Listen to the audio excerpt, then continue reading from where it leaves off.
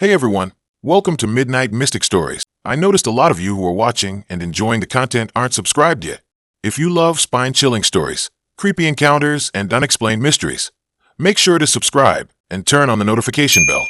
It really helps the channel grow and helps us keep bringing more of the content you love.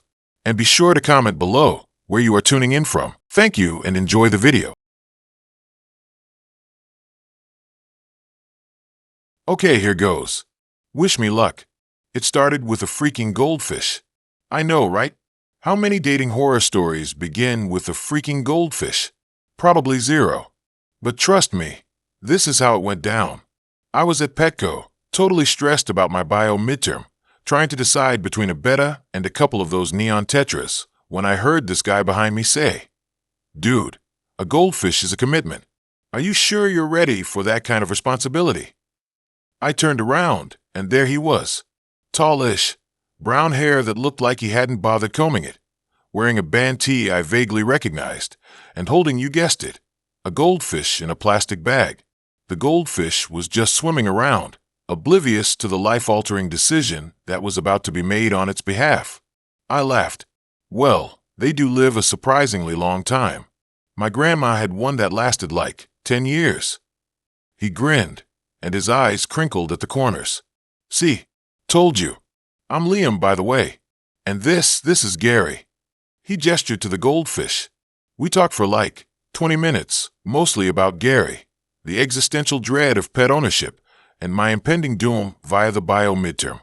He was funny, and kinda cute in a goofy way, and he actually seemed interested in what I had to say.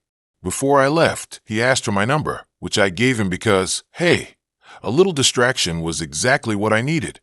He texted me the next day, asking if I wanted to grab coffee and maybe discuss the finer points of aquatic care. Corny, yeah, but I was into it. Our first date was actually pretty great. We went to this little cafe near campus, talked about everything from our families to our favorite movies, and discovered we had a weirdly large amount in common. He was easy to talk to, made me laugh, and didn't try to pressure me into anything, which was a major win. I felt like I could actually be myself around him, which is a rare thing for me on first dates. We kept seeing each other. Coffee turned into dinner. Dinner turned into movies at his place. Movies at his place turned into, well, you get the picture. He was always respectful, always made sure I was comfortable, and always remembered to ask about my bio midterm, which I somehow managed to pass. Everything was going so well, too well almost. I'm not someone who's ever had much luck with dating. It was always awkward conversations or guys who only wanted one thing or just general weirdness. Liam was different. He seemed genuinely interested in getting to know me, and he wasn't afraid to be vulnerable. After about a month, he invited me to his family's cabin for a weekend. It was supposed to be just the two of us, a chance to get away from campus and relax. I was a little nervous. Meeting parents is a big step, but also really excited. A quiet weekend away sounded so perfect. The drive up was beautiful. We passed through these little towns. The leaves were changing colors, and the air smelled like pine. Liam kept pointing out landmarks and telling stories about his childhood. I was starting to feel really comfortable, like I could actually see myself with this guy. We finally arrived at the cabin, and it was exactly what I pictured. Rustic, cozy, with a big stone fireplace and a porch overlooking a lake. It was perfect. The first night was amazing. We cooked dinner together, listened to music, and sat by the fire, talking until late. I felt so relaxed, so happy. I thought, this is it. This is what it's like to be in a real, healthy relationship. That's when things started to get weird. The next morning, Liam was acting strange. He was quiet, withdrawn, and kept checking his phone. I asked him if something was wrong, but he just said he was tired. I tried to brush it off, but I couldn't shake the feeling that something was off. We decided to go for a hike around the lake. It was beautiful, but Liam was still acting weird. He kept stopping to look around, like he was expecting someone. Then, about halfway through the hike, we heard a noise, a rustling in the bushes. Liam froze. What was that? I asked. He didn't answer. He just stared at the bushes, his eyes wide with fear. Suddenly, a woman stepped out of the bushes. She was tall, with long dark hair and piercing blue eyes. She was wearing hiking gear, but it looked brand new, like she had just bought it for this occasion. "Liam," she said, her voice cold and sharp. Liam's face paled. "Sarah, what are you doing here?" Sarah ignored me, her eyes fixed on Liam. "We need to talk." "Now is not a good time," Liam said, his voice trembling. "Oh, I think it's the perfect time," Sarah said, and then she turned to me. "You must be the new girlfriend." I didn't say anything. I was too stunned to speak. "Let me fill you in on a little secret," Sarah continued, her voice dripping with sarcasm. "Liam here is, well, let's just say he has a certain tendency." Liam grabbed her arm. "Sarah, stop it." She wrenched her arm away. "No, Liam. She deserves to know. She deserves to know that you can't be alone for 5 minutes without needing to hook up with someone." My head was spinning. I looked at Liam, searching for answers. He just stood there, his face buried in his hands. "See," Sarah said. "He can't even deny it." She continued. "He's a total commitment phobe. He can't stay with a woman for a week before seeing someone else. He's the reason why I'm here, and why he's been acting so shifty the whole time. He cheated on me like 8 times, and then did the same to my friend. Don't be fooled by his nice guy act. It's a total front." I stood there, stunned and silent. I couldn't believe what I was hearing. All those feelings of comfort and safety just came crashing down. Sarah continued to rant about Liam's past and his inability to commit, painting a picture of him as a serial cheater who couldn't stay faithful to anyone. I finally found my voice. "Is this true, Liam?" He looked up, his eyes filled with shame. I don't know what to say." That was all I needed to hear. I turned around and started walking back towards the cabin. I didn't say a word to either of them. I just walked. When I got back to the cabin, I packed my bag, grabbed my keys, and left. I didn't even bother to say goodbye. The drive back was a blur. I was so angry, so hurt, so completely betrayed. I couldn't believe I had fallen for his act. I couldn't believe I had let myself be so vulnerable. When I got back to my apartment, I went straight to the bathroom and looked in the mirror. I saw my own reflection staring back at me, and I felt like I barely recognized myself. I spent the next few days in a haze. I skipped classes, ignored my phone, and just tried to forget the whole thing. It was hard. Eventually, I started to pick up the pieces. I confided in my friends, who were incredibly supportive. I threw myself into my studies, determined to ace that bio midterm, and I started to realize that I was better off without Liam. I found out later from mutual friends that Sarah was indeed his ex, and that she had a reputation for being a little intense. Apparently, she had a history of showing up unannounced and causing scenes. It didn't excuse Liam's behavior, but it did give me some context. The whole thing was a mess. A total disaster. A dating horror story for the ages. And it all started with a freaking goldfish. I saw him on campus, once, months later. He tried to weigh me down, but I just kept walking. It started with a lost dog poster. Sounds dumb, right? But trust me, it gets way weirder. I was grabbing coffee at this new place near my apartment, Grind Time. Seriously the worst name ever. And saw this brightly colored flyer taped to the community board.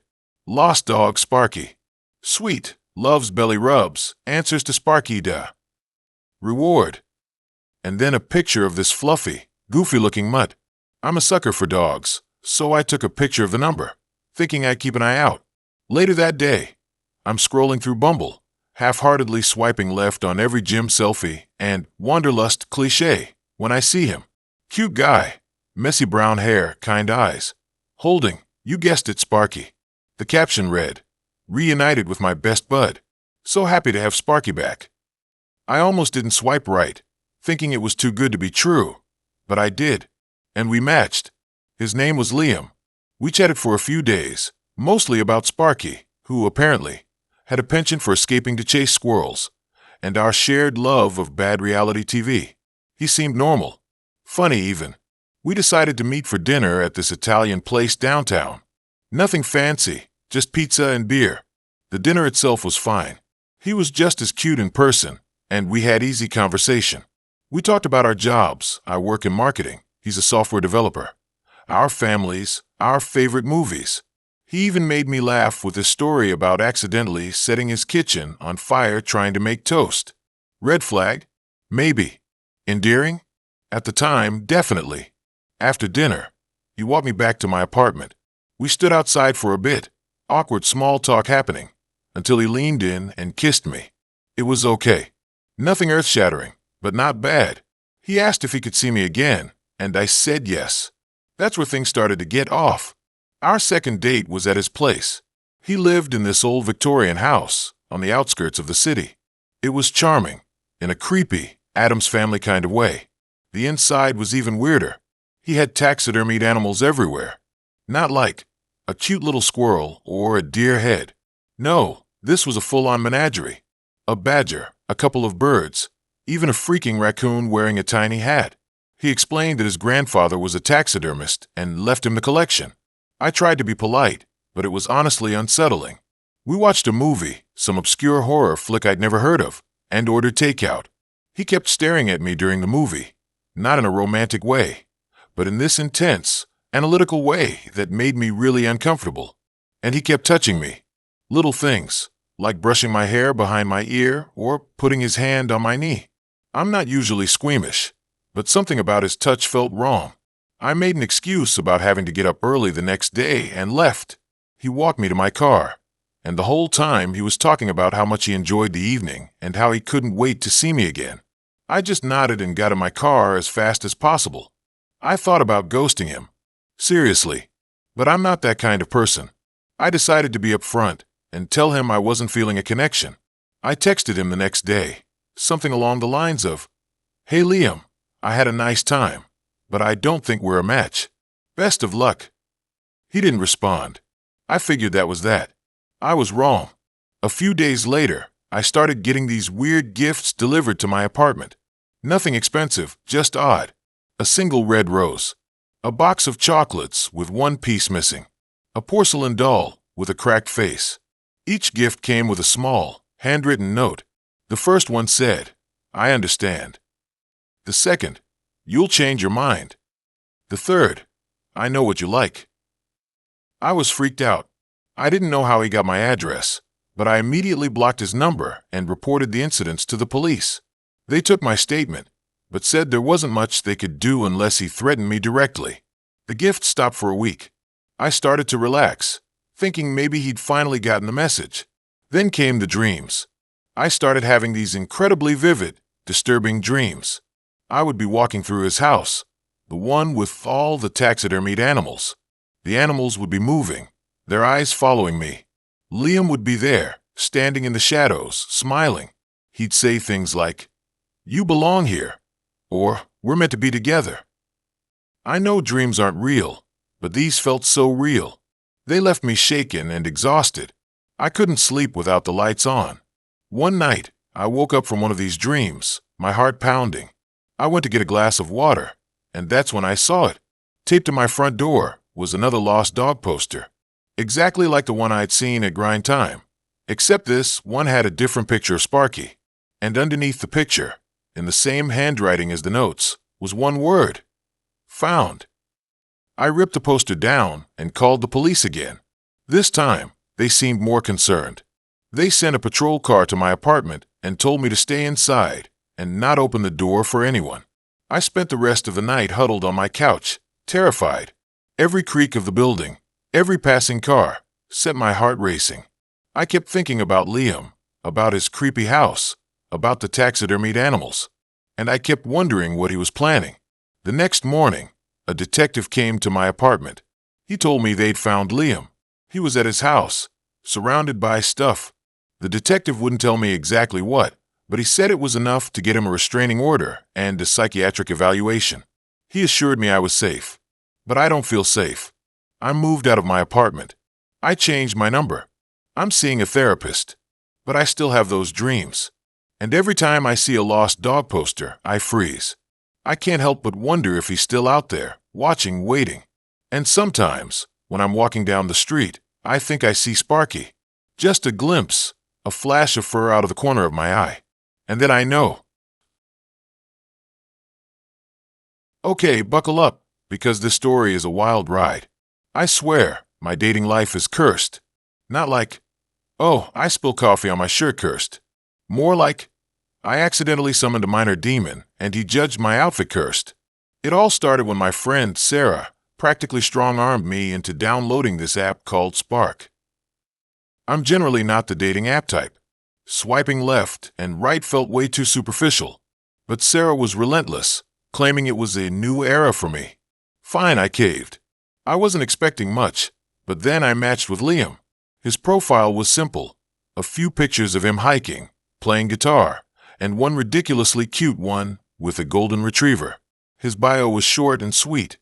Lover of the outdoors, good music, and even better company. Seemed normal enough. We chatted for a couple of days. The conversation flowed easily. We had a lot in common. We both loved indie music, hated reality TV, and could spend hours getting lost in bookstores. He was funny, intelligent, and genuinely seemed interested in getting to know me. So, when he asked me out, I said yes without hesitation. He suggested a picnic in this secluded park on the outskirts of town. It sounded romantic, and I was actually excited. I spent way too long picking out an outfit, finally settling on a cute sundress and sandals. I even packed a small basket with my favorite snacks, trying to be all cute and prepared. When I arrived at the park, Liam was already there, a checkered blanket spread out under a huge oak tree. He looked even better in person than in his pictures. He greeted me with a warm hug and a genuine smile that made my stomach flip. The picnic started off perfectly. We talked for hours, laughing and sharing stories. He brought this amazing homemade lemonade that was the perfect mix of sweet and tart. Everything felt so natural, so easy. I was starting to think that maybe, just maybe, Sarah was right about this app. Then, things took a turn. A weird turn. It started subtly. Liam started asking really personal questions. Things I wouldn't normally share on a first date. Like details about my childhood, my biggest fears, and my deepest regrets. I brushed it off at first, thinking he was just trying to get to know me on a deeper level. But the questions kept coming, each one more probing than the last. Then, he started talking about his interests. He mentioned this obscure philosophical theory that I couldn't even pronounce. Something about transcending reality and unlocking hidden potential.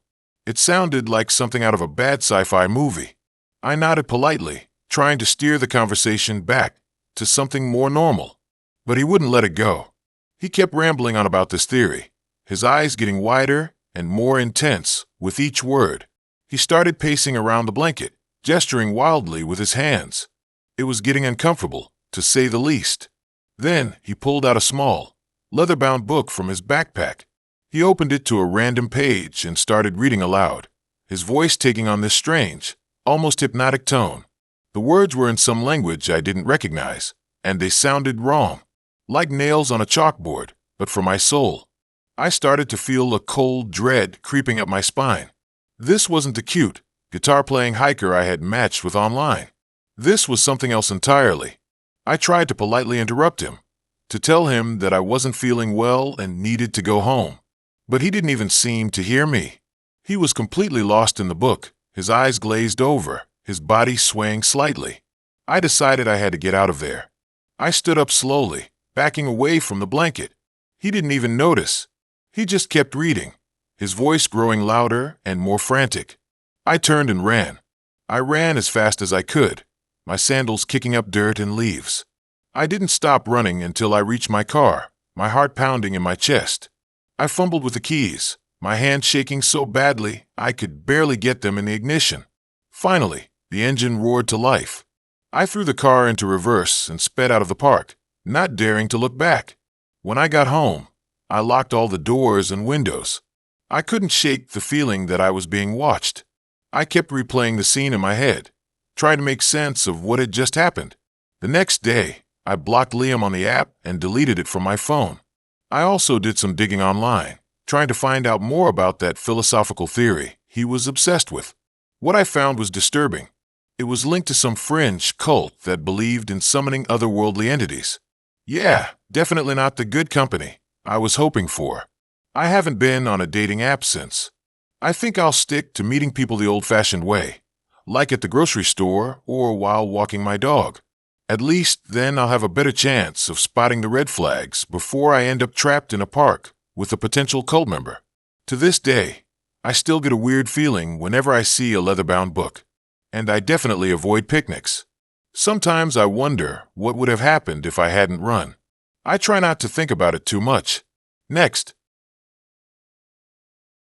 So, I'm swiping through this dating app. You know, the usual soul-crushing ritual, and I see this girl, Sarah. Cute, kinda quirky, holding a bright yellow rubber ducky in her profile pic. I'm a sucker for quirky. Figured, hey, at least she's not posing with a tiger or holding a dead fish.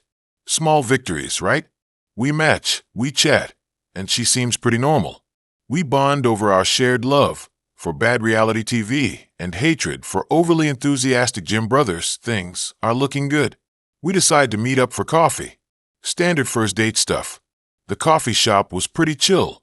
One of those places with mismatched furniture and way too many succulents. Sarah shows up, looking even cuter in person. And yeah, she's still carrying the rubber ducky. I try not to stare. Maybe it's a comfort thing? I dunno. I'm trying to be open-minded here. We order our coffees, and the conversation flows easily. We talk about our jobs, our families, our dreams. She's a graphic designer, which is cool. I'm in marketing, which is less cool, but pays the bills. Everything is going smoothly. Too smoothly, maybe? I should have known. Then she starts talking about her collection. Not stamps, not coins, not even those creepy porcelain dolls your grandma collects. Rubber duckies. Apparently, she has hundreds, maybe thousands. She's lost count. She tells me all about them, each one with a name and a backstory.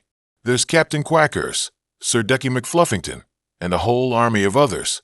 It's a lot. I try to be polite, nodding and smiling, but inside, I'm starting to feel a little uneasy. I mean, I appreciate a good hobby, but this is bordering on obsession. Red flag number 1, right? But I'm trying to give her the benefit of the doubt. Maybe she's just passionate about her ducks. I decide to change the subject. We talk about movies, and she actually has pretty good taste.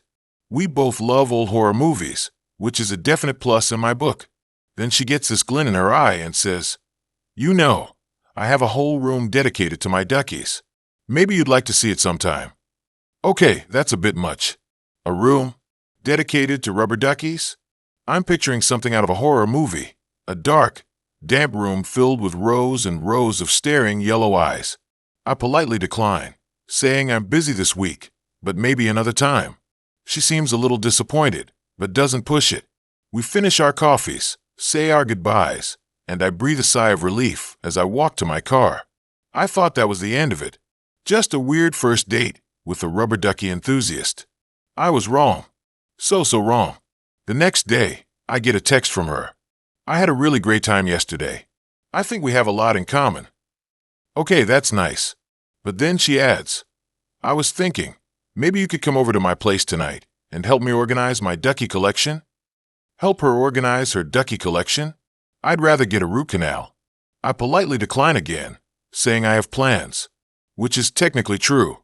My plan is to stay as far away from her and her rubber duckies as possible. But she's persistent. She keeps texting me, sending me pictures of her duckies, telling me about their personalities. It's starting to feel like I'm being stalked by a flock of plastic birds. I start ignoring her texts, hoping she'll get the hint. But she doesn't. She starts calling me, multiple times a day. I block her number. I thought that would be the end of it. But then, one night, I'm coming home from work, and I see her car parked down the street from my apartment. I freeze. What the hell is she doing here? I duck down and try to avoid being seen. I wait for her to leave, but she doesn't. She just sits there, staring at my building. I'm starting to freak out. I call my friend, Mark, and tell him what's going on. He tells me I'm being paranoid, but I can hear the concern in his voice. He offers to come over and stay with me for the night. I gratefully accept. Mark arrives, and we cautiously walk up to my apartment. We peek through the window, and Sarah's car is gone. I breathe a sigh of relief. Maybe I was overreacting. We go inside, and I try to relax, but I can't shake the feeling that I'm being watched. I keep looking out the window, expecting to see her car lurking in the shadows. Around midnight, we hear a scratching sound at the door. I jump. Mark grabs a baseball bat. We cautiously approach the door and peek through the peephole. Nothing. We open the door, and there's nothing there. Just an empty hallway. I'm starting to think I'm losing it. We go back inside, lock the door, and try to go to sleep. But I can't shake the feeling that something is wrong. Then, around 3 a.m., I wake up to a strange sound. A faint, rhythmic squeaking. It's coming from outside my window. I cautiously get out of bed and peek through the blinds. And that's when I see it. Sarah, standing in the courtyard outside my apartment, surrounded by hundreds of rubber duckies. She's holding a megaphone, and she's chanting my name. The duckies are arranged in a circle around her, their little yellow faces staring up at my window. It's like something out of a horror movie. I scream. Mark wakes up and runs to the window. He sees what's going on and just stares in disbelief. We call the police. They arrive a few minutes later and take Sarah away.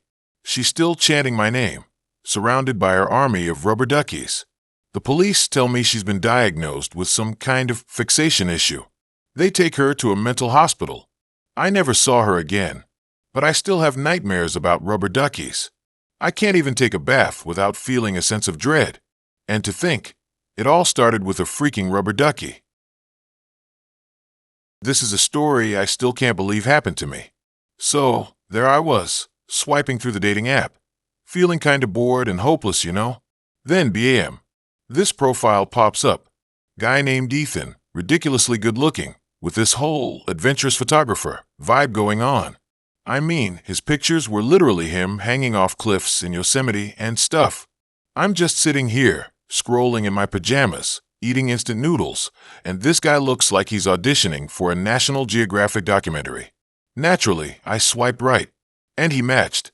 Seriously, I thought it was a glitch. We started chatting, and honestly, he was even more charming than his pictures.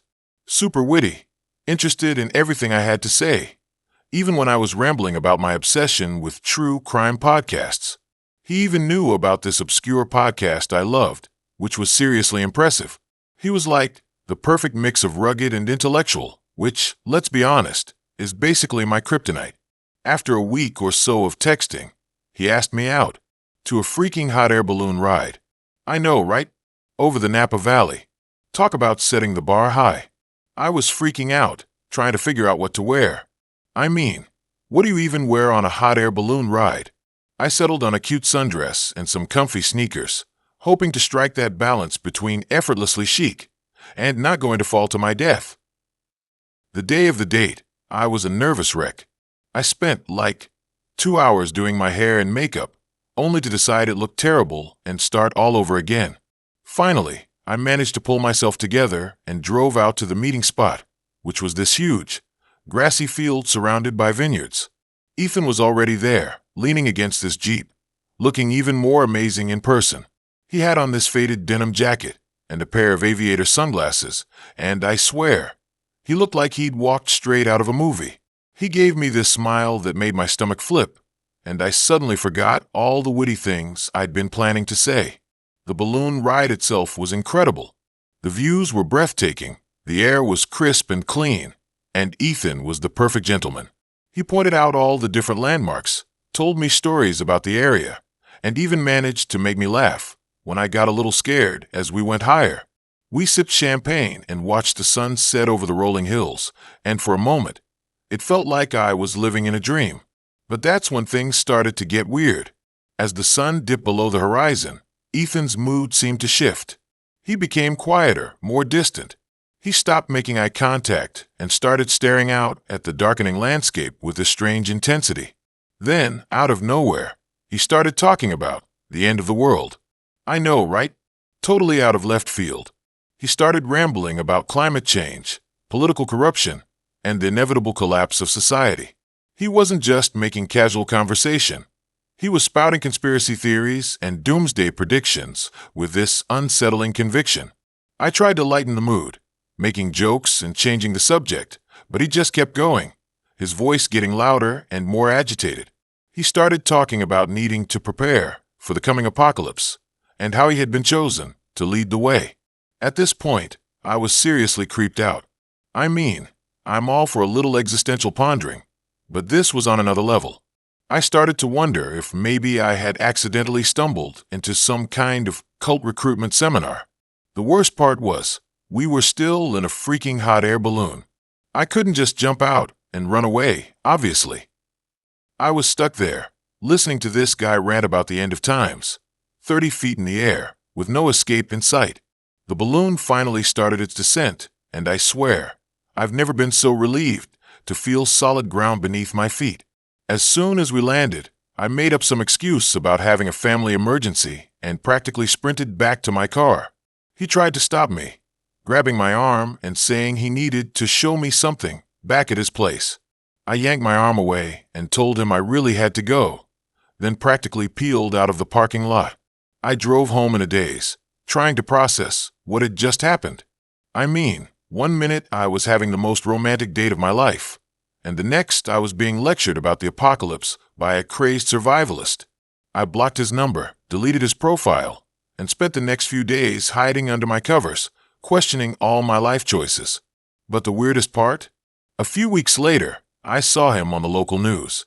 Apparently, he had been arrested for trying to build some kind of makeshift bunker in the middle of a national park. They showed pictures of him being led away in handcuffs, still ranting about the end of the world. I guess I dodged a bullet, or maybe a nuclear missile, with that one. And that, my friends, is why I'm sticking to Netflix and pizza for a while. Maybe hot air balloons are best left for the movies, or for sane people. It started with a freakin' antique shop, of all places. I swear, my dating life is cursed with the most bizarre meet-cuties. I was killing time on a Saturday afternoon, wandering through this dusty, cluttered store downtown, hoping to find a cool lamp for my apartment. You know, adulting. And then I bumped into him. Literally. I sent a stack of old records tumbling, sending dust motes dancing in the afternoon sun that streamed through the window. He was tall, with his messy brown hair and a kind of goofy grin that made him seem instantly approachable. He helped me pick up the records, and we ended up chatting about music, and then about everything else. His name was Ethan, and he seemed genuinely interested in, well, me. It was refreshing, honestly, especially after the string of guys who seemed more interested in their phones than in making actual eye contact. We exchanged numbers, and he texted me later that night. We talked for hours, just bouncing ideas off each other, laughing at dumb jokes. He was into hiking, which I loved, and he even knew a few obscure facts about antique furniture, which, okay, was maybe a little weird, but also kind of endearing. He asked me out for the following week, and I said yes without hesitation. Our first date was at a little Italian place near the river. The food was amazing, the conversation flowed easily, and I actually felt excited. Like butterflies in your stomach excited. He was charming, funny, and he actually listened when I talked. He even paid attention to the little details, like remembering that I preferred sparkling water to still. He walked me back to my apartment afterward, and we stood on my doorstep talking for another hour. When he finally leaned in to kiss me goodnight, it felt right. Things moved quickly after that. We started spending almost every weekend together, hiking in the mountains, exploring new restaurants, binge-watching terrible movies on my couch. He met my friends, and they all seemed to like him. He even charmed my notoriously judgmental sister, which was a major accomplishment. Everything felt so easy, so natural. It was almost too good to be true. And of course it was. The first red flag was subtle, almost unnoticeable. We were at his apartment, making dinner, when I noticed a photo on his bookshelf. It was a picture of him and a woman, smiling and holding hands. I assumed it was an old girlfriend, but I didn't recognize her. "Oh, who's that?" I asked, try to sound casual. He hesitated for a second, then said, "That's my cousin Sarah. We're really close." Okay, fair enough. Except the way he said it felt off. Like he was hiding something. I let it go, but the seed of doubt had been planted. Then came the phone calls. He started getting these weird phone calls at all hours of the day and night. He would always step outside to take them, and when he came back, he would be distant and withdrawn. When I asked him who was calling, he would brush it off, saying it was just work stuff. But I knew he was lying. One Saturday, we were supposed to go to a farmer's market, but he canceled at the last minute, saying he had a family emergency. I offered to go with him, but he insisted that he needed to go alone. I felt this gnawing unease in my stomach, a feeling that something was seriously wrong. I started doing some digging. I know, it's not my proudest moment, but I couldn't shake the feeling that he was hiding something. I started by looking him up on social media, but his profiles were all locked down. Then, I did a simple Google search of his name, and that's when I found it. An article in the local newspaper from about a year ago. The headline read, "Local man arrested for fraud."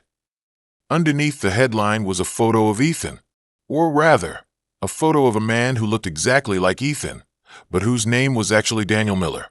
My blood ran cold. I clicked on the article and started reading.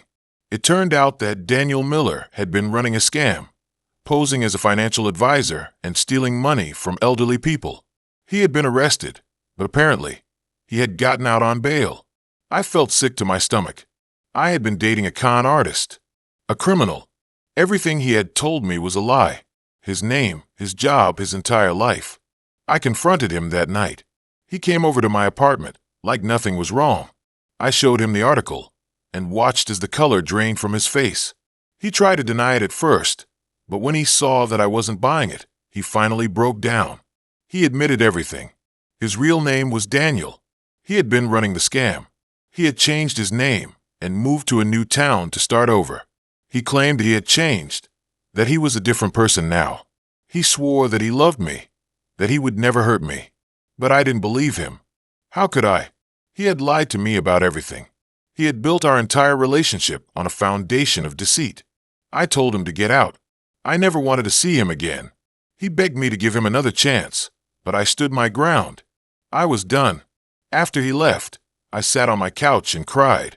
I felt betrayed, humiliated, and incredibly stupid. How could I have been so blind? How could I have fallen for his lies? I spent the next few weeks trying to pick up the pieces. I changed my locks, blocked his number, and reported him to the police. I leaned on my friends and family for support, and slowly, I started to heal. It was a long and painful process, but I learned a valuable lesson. Trust your instincts.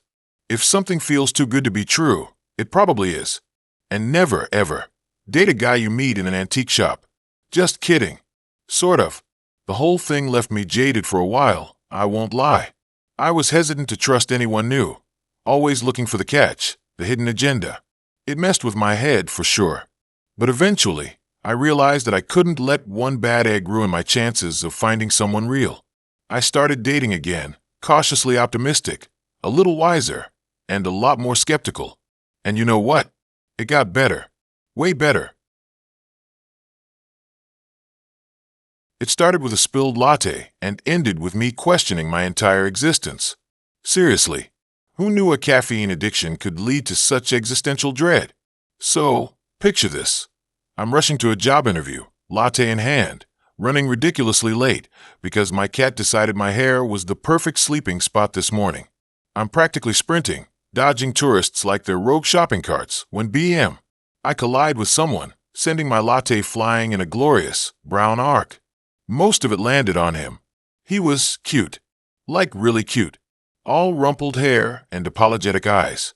I felt awful.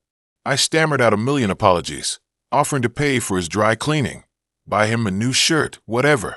He just laughed, which was surprisingly charming, and said it was fine. Accidents happen. He introduced himself as Ethan. Ethan was a musician. A struggling musician, to be exact, but still. Musician. That immediately bumped him up a few points in my book. We exchanged numbers, promised to grab coffee sometime. Ironic, I know. And I finally, made it to my interview. Latte stained and flustered, but somehow, still optimistic. I actually got the job. A few days later, Ethan texted. Coffee was on. We met at this little cafe downtown, the kind with mismatched chairs and a perpetually broken Wi-Fi signal. He was even cuter than I remembered. We talked for hours about music, about our dreams, about the ridiculousness of online dating. He was funny, intelligent, and genuinely seemed interested in what I had to say. Things progressed quickly. After a couple of weeks, we were practically inseparable. Movie nights, weekend hikes, exploring hidden gems in the city. He even wrote me a song. A freaking song. It was cheesy, sure, but in a way that made my heart melt. I was head over heels. I told my parents about him, my friends, even my boss. Everyone loved Ethan. He was the perfect boyfriend. Or so I thought. The first red flag was subtle. He started borrowing small amounts of money. $20 here, 30 there. Said he was short on rent, or needed to fix his guitar. I didn't think much of it at first. I mean, he was a struggling musician, right? I had a steady job. I could help him out. But the borrowing became more frequent, and the amounts got larger. Then came the secrecy. He started being evasive about where he was going, who he was talking to. He'd disappear for hours without explanation, his phone always on silent. He'd claim he was doing gigs. I tried to brush it off, told myself I was being paranoid, but my gut was screaming at me. One night, I decided to surprise him at his apartment.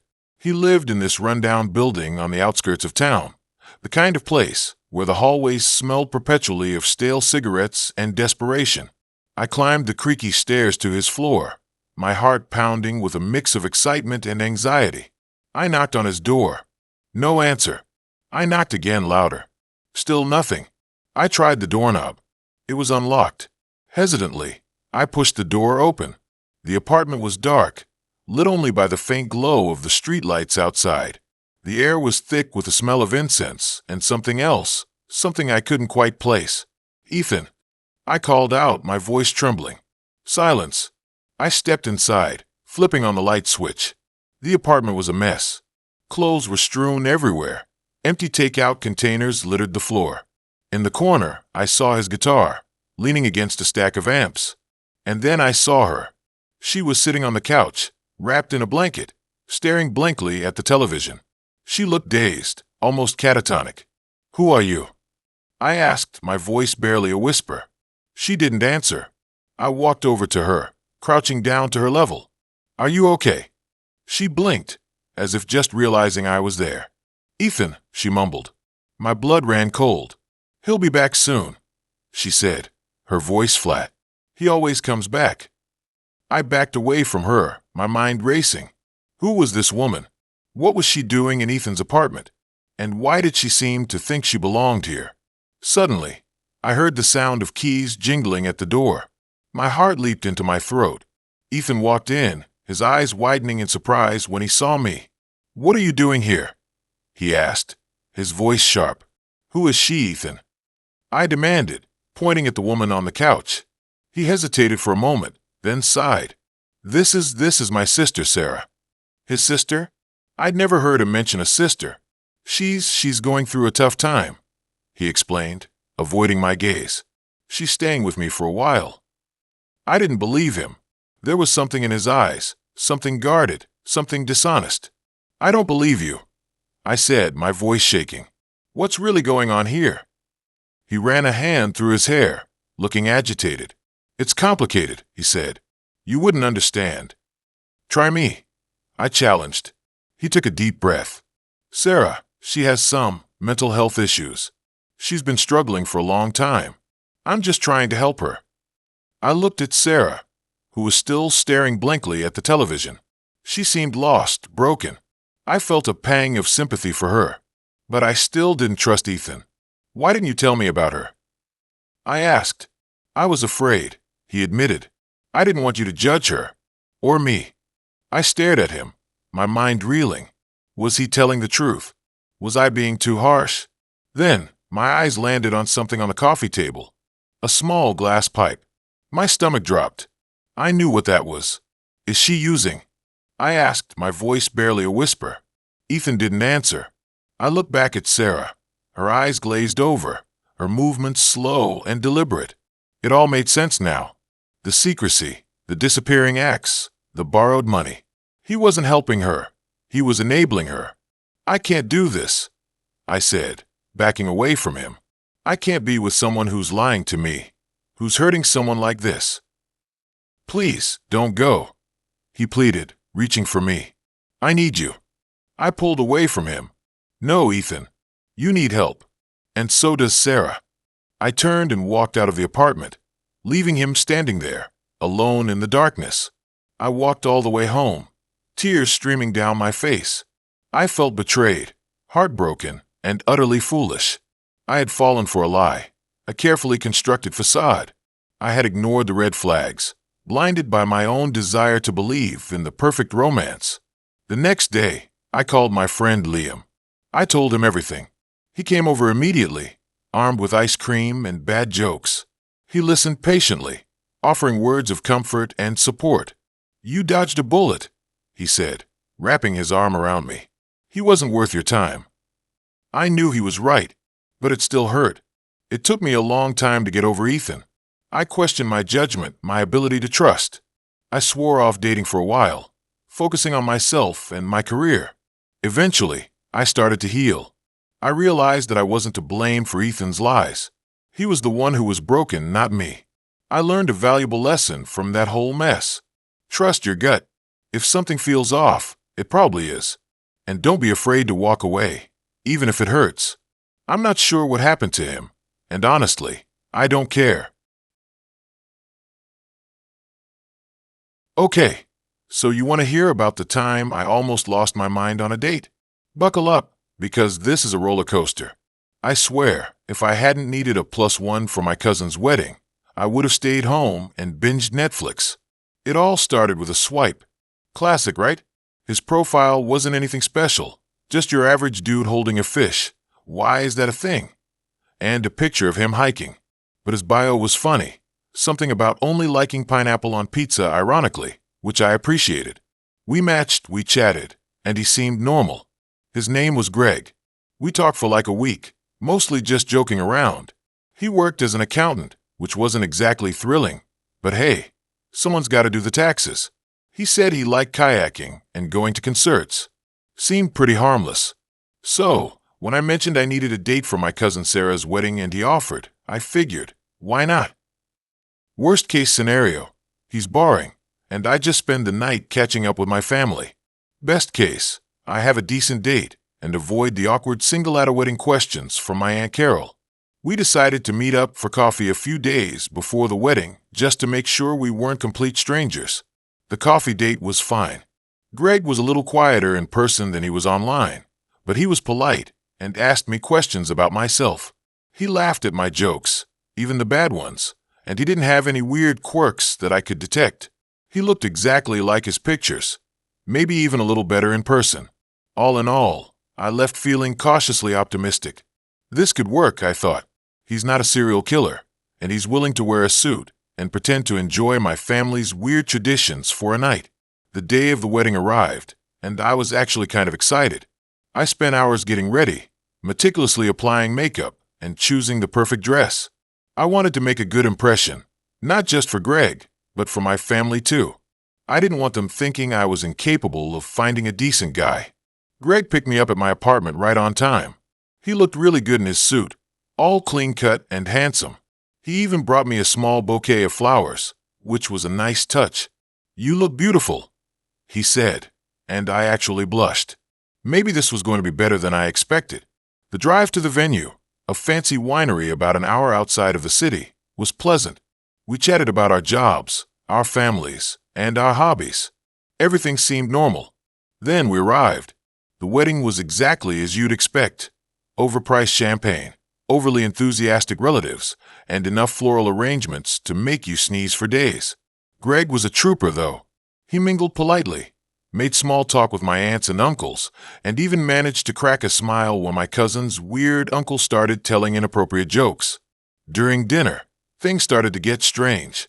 Greg started asking me really personal questions, like about my past relationships and my deepest fears. I tried to brush them off with a laugh, but he kept pressing.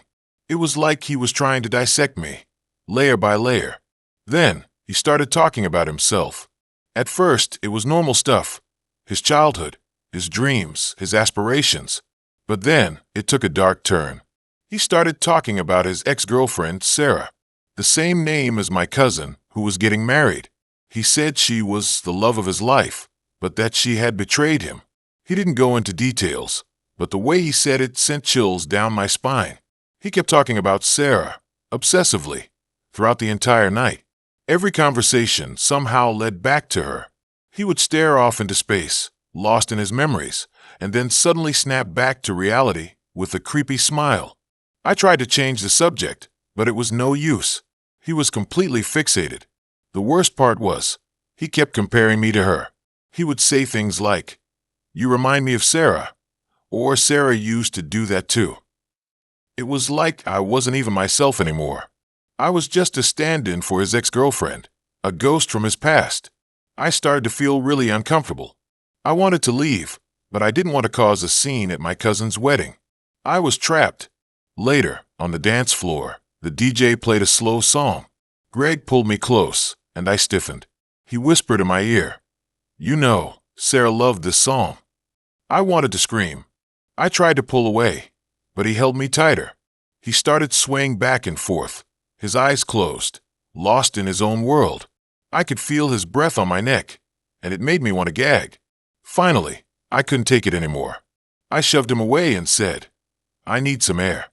I practically ran off the dance floor and out of the building. I stood outside, shivering in the cool night air, trying to catch my breath. I felt like I had just escaped from a horror movie. What had I gotten myself into? Greg came outside a few minutes later. He looked confused, like he had no idea why I was upset. "What's wrong?" he asked. "I can't do this," I said. "I need to go home." He looked hurt. "But the wedding's not over yet," he protested. "I don't care," I said. "I'm leaving." I called a taxi and waited outside for it to arrive. Greg tried to convince me to stay, but I refused to listen. I just wanted to get away from him. The taxi finally arrived, and I jumped in. As we drove away, I looked back and saw Greg standing there, staring at me. He looked like a lost puppy, but I didn't feel sorry for him. I felt relieved. The next day, I blocked Greg's number and deleted him from all my social media accounts. I never wanted to see or hear from him again. I told my cousin Sarah what happened, and she was horrified.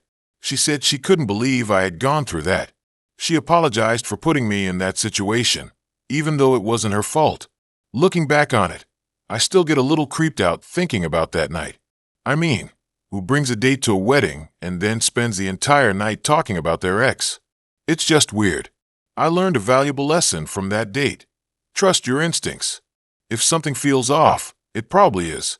And never, ever, agree to be someone's plus one unless you know them really well. I still get the occasional text from random numbers asking if I'm Sarah, but I know better now. That was the last time I ever used a dating app. I think I'll just stick to meeting people the old-fashioned way, through friends or at work. At least then I'll have some kind of reference point, some assurance that they're not completely insane. It's safer that way. And I'll definitely be doing a background check on any future wedding dates. Just kidding, kind of. Okay, check this out. You will not believe what happened to me last summer. It's one of those stories I usually keep locked up tight, you know. The kind you only tell after like 3 margaritas and a whole lot of, "Oh my God, no way." This is my most crazy dating story. Get ready for it. So, there I was, fresh out of my junior year of college, buzzing with that summer freedom feeling. I landed a sweet internship at a graphic design firm in Charleston, South Carolina. Picture this: cobblestone streets, historic houses, and humidity thicker than peanut butter. I was living in a cute little apartment downtown, basically living the dream. I was meeting people every single day. Naturally, I was hitting up the dating apps hard. I mean, new city, new me, right? After weeding through a bunch of questionable profiles, I matched with this guy named Ethan. Ethan was a catch, at least on paper. He was tall, had that whole surfer dude vibe with slightly sun-bleached hair and a killer smile, and claimed to be working as a marine biologist. He was working hard for that marine biology job, and he sounded cool. A marine biologist. That was impressive. My friends were jealous. We messaged back and forth for a week or so, and he seemed genuinely interested in getting to know me. He asked about my design work, my favorite bands, even my weird obsession with collecting vintage postcards. It felt easy. So I was happy to go on a date with Ethan.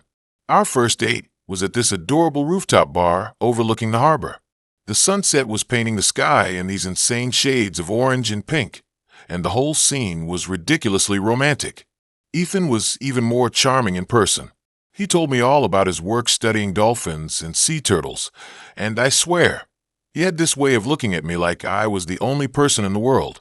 He told me that he loved my hair, and that my dress was very pretty. Things moved fast, maybe too fast. By the end of the night, we were making out like teenagers against a wall. I know, total cliché. But it felt good. It felt exciting. We started spending almost every day together. He'd pick me up from work. We'd go for walks along the beach, grab dinner at some hole-in-the-wall seafood shack, or just chill at my apartment watching movies. He was so attentive, always remembering little details I'd mentioned in passing. I was smitten. I found myself thinking that he could be the one. A few weeks into our whirlwind romance, Ethan suggested a weekend getaway to a secluded beach house he said belonged to a family friend. He painted this picture of lazy days spent swimming in the ocean, grilling fresh seafood, and stargazing under the clear night sky. It sounded like paradise. I was all in. The drive to the beach house was long and winding, taking us deep into the South Carolina countryside. The landscape shifted from bustling city streets to sprawling farmlands and dense forests. As we got further away from civilization, I started to feel this little twinge of unease. I tried to brush it off as just nerves about spending the whole weekend alone with him. When we finally arrived, the beach house wasn't exactly what I pictured. It was a bit more run down, a bit more isolated. The paint was peeling, the porch was sagging, and the surrounding yard was overgrown with weeds. I kept telling myself it had character. Ethan unlocked the front door, and we stepped inside. The air was thick with the smell of mildew and dust. The furniture was old and mismatched, covered in faded floral patterns. There was no TV, no Wi-Fi, and the only form of entertainment seemed to be a stack of dog-eared paperbacks. That was kind of a bummer, but I was with Ethan, so it was okay. Cozy, right? Ethan said with a nervous laugh. I tried to force a smile. Yeah, totally charming. We spent the afternoon exploring the beach, which was actually really beautiful. The sand was white and powdery, the water was crystal clear, and there wasn't another soul in sight. We swam, collected seashells, and even built a terrible sandcastle. For a while, I forgot about my initial reservations. As the sun began to set, we headed back to the house to start preparing dinner. Ethan said he was a whiz in the kitchen, which I found strangely endearing. He started rummaging through the cabinets, looking for ingredients. Okay, so I thought there would be, more stuff here, he said, looking genuinely confused. I could have sworn the guy said it was stocked. All we found were some stale crackers, a can of beans, and a jar of ancient-looking pickles. Not exactly a gourmet feast. No worries, I said, trying to stay positive. We can just drive to the nearest town and get some groceries. Ethan's face clouded over. Actually, the car's kind of acting up. I don't think it's safe to drive it right now. That was the first red flag. A big, glaring, neon red flag. We ended up eating crackers and beans for dinner, which was less than ideal. After dinner, we sat on the porch, listening to the waves crashing against the shore. The stars were incredible, stretching out across the sky like a million tiny diamonds. It was romantic, but I felt like I was going to die from boredom. That's when things started to get weird. Ethan started acting different. He became more withdrawn, more secretive. He'd stare out into the darkness for long periods of time, lost in thought. He started locking all the doors and windows, even though it was sweltering inside. I tried to talk to him about it, but he just brushed me off, saying he was just tired. I thought maybe he was trying to play a joke on me, but I began to get scared. Later that night, I woke up to a strange noise. It sounded like scratching, coming from inside the walls. I sat up in bed, my heart pounding in my chest. Ethan, I whispered, did you hear that? He didn't answer. I reached over and shook him gently. He was sound asleep, or at least pretending to be. The scratching continued, growing louder and more insistent. It was definitely inside the walls, like something was trying to get out. I was terrified. I grabbed my phone and tried to call for help, but there was no signal. We were completely cut off from the world. I sat there, frozen in fear, listening to the scratching. I didn't fall asleep that night. The next morning, Ethan was gone. He didn't leave a note, didn't say goodbye. He just vanished. I was stranded in the middle of nowhere, in a creepy beach house with no food, no phone service, and a strange scratching sound coming from the walls. I was panicking. I spent the rest of the day trying to figure out how to get home. I walked for miles, desperately searching for a phone signal. Finally, I stumbled upon a small general store. The owner, a kindly old woman with a thick southern accent, let me use her phone to call a taxi. I never saw or heard from Ethan again. I tried to track him down online, but he seemed to have disappeared from the face of the earth. His social media accounts were gone, his phone number was disconnected, and there was no record of him ever working as a marine biologist. To this day, I have no idea who he really was or what he wanted from me. All I know is that he was a master manipulator who lured me into a terrifying situation and then abandoned me. I did some digging and found out the beach house he took me to was abandoned for decades and belonged to an old couple that died there many years ago. I eventually got over it, but I still get the creeps whenever I think about that weekend. And let me tell you, I'm a lot more careful about who I trust these days. I check my surroundings more often. Okay, here it is. Ugh, okay, so where do I even start? It's not like I'm some dating guru or anything. Far from it. I need to get this off my chest because it still messes with me, even now. It all started with a stupid dating app. Like everything does these days, right? I was bored, scrolling through guys. You know the drill. And then I saw him, Liam. Dark hair, piercing blue eyes, the whole package. His profile was all about hiking and photography, which, honestly, is exactly my vibe. I love being outdoors, and I'm always trying to get better at taking pictures. So I swiped right. Obviously, we matched instantly. The messages started flying back and forth. He was funny, smart, and genuinely seemed interested in getting to know me. We talked about everything. Our favorite movies, our families, our weirdest childhood memories. Honestly, I was starting to think, okay, maybe this is it. Maybe I've finally found someone who actually gets me. After a week of nonstop texting, he suggested we meet up. He proposed a hike up to Eagle Rock, this awesome spot with killer views of the city. It seemed perfect. I was so excited. I spent like 2 hours trying to decide what to wear. Not too try-hard, but cute enough to make a good impression, you know. The day of the hike was gorgeous. Sunny with a slight breeze. I met Liam at the trailhead, and he was even better looking in person. He had this easy smile that made me feel instantly comfortable. We started up the trail, chatting away like we'd known each other forever. The hike itself was pretty challenging, but the conversation kept me going. We talked about our dreams, our fears, everything. By the time we reached the top, I was totally smitten. The view was breathtaking. The city sprawled out beneath us, a shimmering tapestry of buildings and trees. We found a spot on a big rock and just sat there for a while, soaking it all in. Then, things started to get weird. He started talking about this spiritual connection he felt with me. I mean, I was feeling it too, but he was laying it on thick. Like really thick. He started talking about how our paths were destined to cross, how we were soulmates, blah blah blah.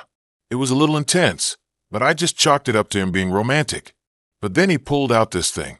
It looked like a crystal, but it was all jagged and weirdly shaped.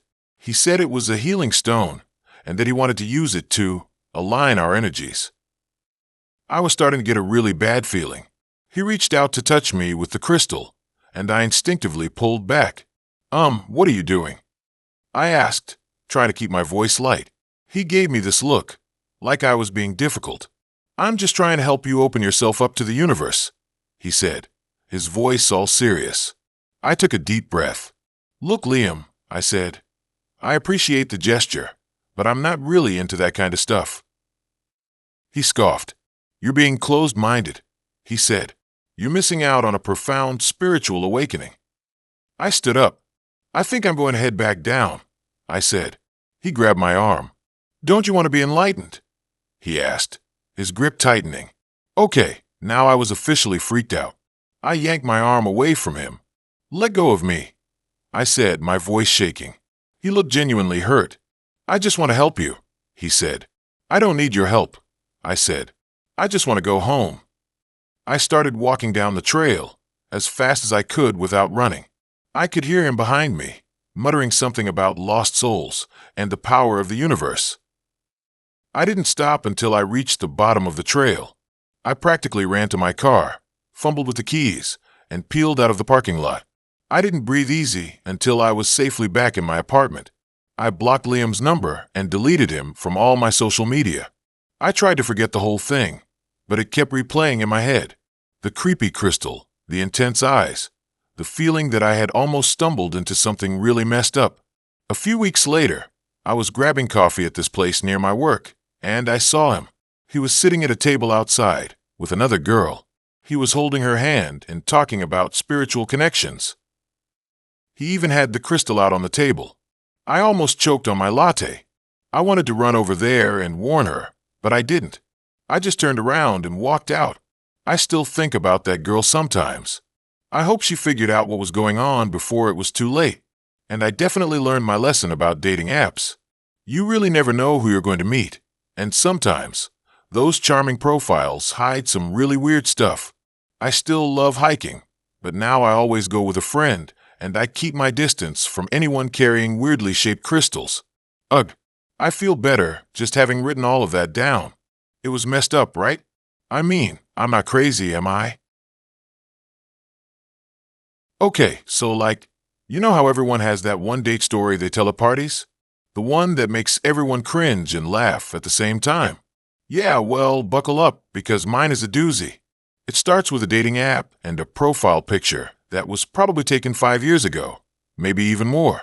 I should have known then, right? But hey, a girl can dream.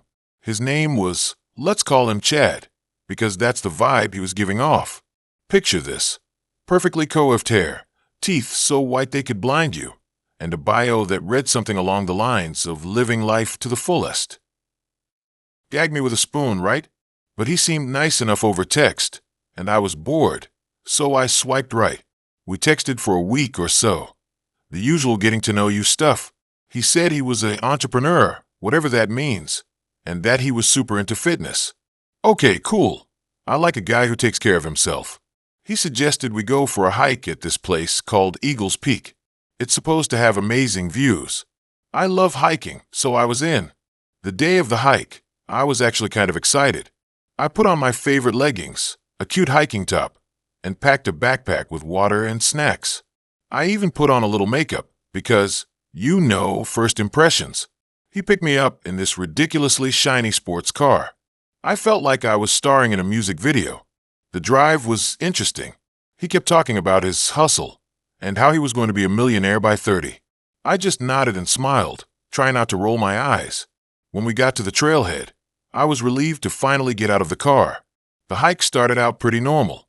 The trail was well maintained, and the scenery was beautiful. We talked a bit, but I was starting to get a weird vibe from Chad. He kept making these jokes that weren't really funny, and he had this way of looking at me that made me feel uncomfortable. About halfway up the trail, we came to this fork in the road. There was a sign that pointed one way to Eagles Peak and the other way to some place called Lover's Lookout. Chad suggested we go to Lover's Lookout instead. I hesitated. I really wanted to see the view from Eagles Peak, but he was being insistent. Come on, he said, grabbing my hand. It'll be more romantic. Ugh, romantic? We barely knew each other, but I didn't want to be rude, so I agreed. Big mistake. Huge. The trail to Lover's Lookout was way more rugged than the main trail. It was narrow and rocky, and there were a lot of steep drop-offs. I was starting to get nervous. Chad, of course, was totally unfazed. He was practically skipping along the trail, talking about how adventurous he was. After what felt like forever, we finally reached Lover's Lookout. It was basically just a small clearing with a rickety old wooden bench. The view was okay, but it wasn't anything special. I was expecting something amazing, Chad immediately sat down on the bench and patted the seat next to him. I sat down, trying to keep a safe distance between us. He started talking about how beautiful the view was, but I could tell he wasn't really looking at the scenery. He was looking at me. He put his arm around me. I stiffened. I really didn't want him to touch me. I gently moved his arm away. He didn't seem to notice. He said, leaning in close. I've been wanting to do this all day." Before I could react, he leaned in and tried to kiss me. I turned my head, and his lips landed on my cheek. It was so awkward. "Chad," I said, trying to keep my voice calm, "I don't think this is a good idea." He looked surprised. "What? Why not?" "Because we just met," I said, "and I'm not really feeling it." He actually laughed. "Come on," he said. "Don't be like that. You know you want to." Okay, that was it. I was done. "No," I said, standing up. "I don't want to, and I want to go back now." He stood up too, blocking my path. "What's the matter?" he said, his voice getting louder. "Are you playing hard to get?" "Just let me pass, Chad," I said, trying to push past him. He grabbed my arm. "Don't be like that," he said. "We're having a good time." "No, we're not," I said, pulling my arm away. "And you're making me uncomfortable." He stepped closer, backing me up against the edge of the clearing.